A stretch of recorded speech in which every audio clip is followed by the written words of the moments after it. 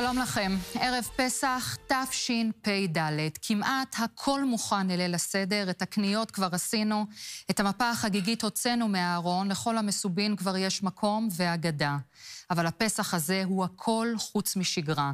משפחות רבות מדי עדיין מתאבלות על מות יקיריהן, חיילים, אנשי כוחות הביטחון, אזרחים שנרצחו בדם קר. בפסח הזה הכל נשתנה, בפסח הזה יש כיסא ריק ליד השולחן. 133 ישראלים יעבירו את החג הרחק ממשפחתם, הרחק משולחן הסדר. עדיין בשבי חמאס בעזה, בחג שבו אנחנו מציינים את החירות, והם שחירותם נגזלה מהם בכוח ב7 באוקטובר.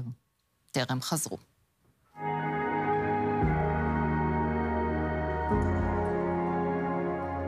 השעות היפות שלא נותנות לזמן לרוץ, הרגליים הכבדות שלא מוצאות סיבה ללכת, הימים והלילות כמו הפנים שבתמונות, הכל עוצר מלכת כשאתה לא כאן, ומתעוררת מחלום, מרגישה אותך קרוב, אז קוראת לך מתוך הלילה, תחזור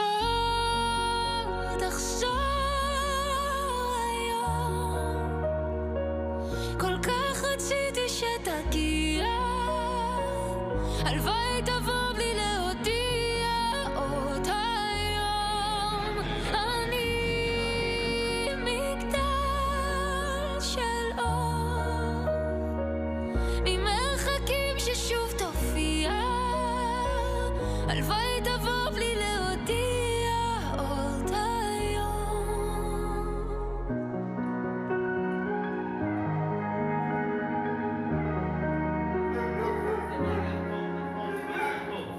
השעות היפות שלא נותנות לזמן לרוץ, הרגליים הכבדות שלא מוצאות סיבה ללכת, הימים והלילות כמו הפנים שבתמונות, הכל עוצר מלכת כשאתה לא כאן, ומתעוררת מחלום, מרגישה אותך קרוב, אז קוראת לך מתוך הלילה, תחזור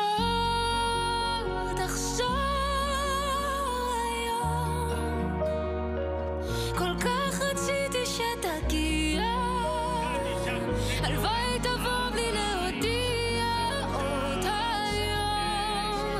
אני מגדל של אור, ממרחקים ששוב תופיע, הלוואי תבוא בלי להודיע עוד היום.